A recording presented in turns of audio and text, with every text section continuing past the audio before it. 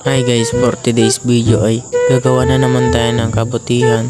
Pupunta nga pala kami dyan sa palengke kasi bibili kami ng ulam.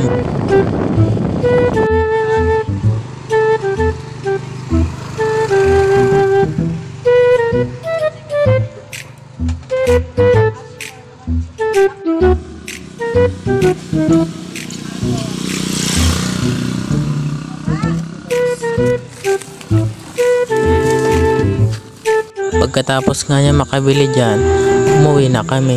Ayan nga pala yung pinamili namin, ubit ng manok at saka yung bagi niya. Tapos, siyempre umuwi na naman kami.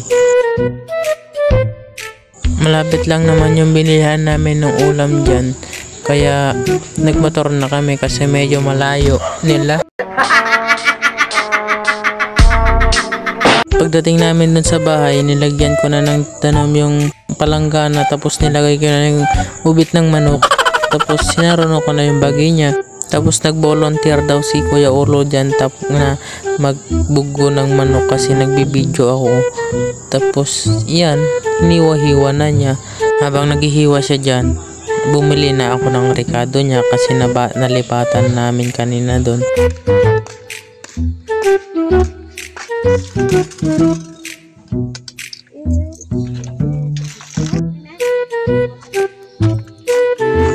Pagka-uwi ko nga pala doon sa bahay, nalipatan ko na naman yung sibuyas kaya bumalik na naman ako.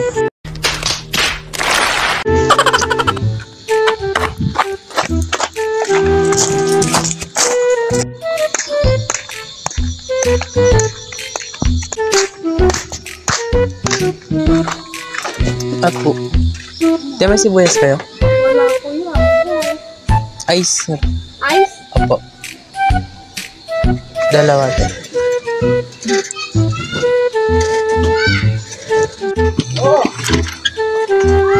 Ano pa? Wala na. Dalawa yung sinabi ko doon, pero ni Allah may sa inted na bes. Babaamon ang. Pagdating ko nga doon sa bahay ay iniwa-iwa ko na yung mga rekado dyan. Tapos binalatan ko na yung bawang at iniwa-iwa ko na. Habang iniiwa ko dyan, na panunot ko madilim na pala, kaya inilaw ko.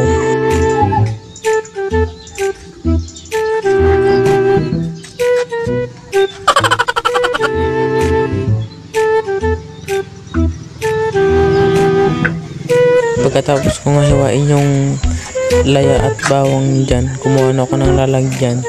Tapos nilagay ko na dyan.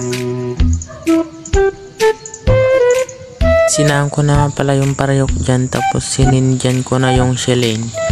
Tapos nilagyan ko na ng mantika. Tapos nung pimudot na yung mantika, nilagay na niya yung laya. Tapos sinunod na niya yung bawang mamaya.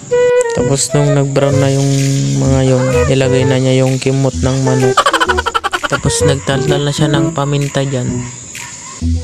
Tapos nilagyan na niya niyang isang tasang tubig dyan. Hindi kargampay ah. Tapos nung nagburik na yung manok dyan, tinakpan na niya muna. Oh, diba nagalis to bes, pero hindi pa yan. Tatakpan niya ulit tapos bubuksan niya. Oh, mga G, brown na siya mga bes. Crunchy na siya dyan mga bes.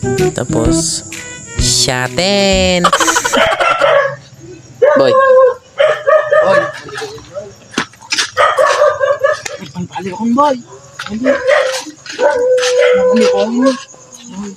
Hindi ko boy. Boy. Hindi boy. Boy. Shaten.